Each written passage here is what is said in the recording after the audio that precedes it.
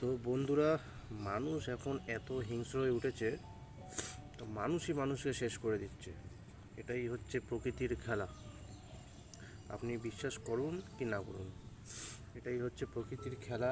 আর এইভাবেই আস্তে আস্তে মানুষ কমে আসবে, মানুষের বাঁচা দুষ্কর হয়ে যাচ্ছে এই পৃথিবীর মধ্যে।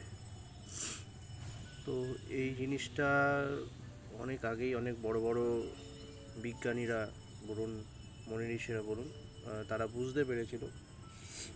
তো সেই কারণেই তারা এই বিষয় নিয়ে অনেক আগেই ভাবতে শুরু করে দিয়েছিল।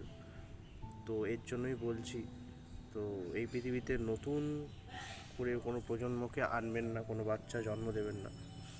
মানে যারা এটা শিক্ষিত মানুষ তারাই বুঝবে। হ্যাঁ, আমার ব্যাপার মানে ব্যাপারটা একটু ভেবে দেখুন।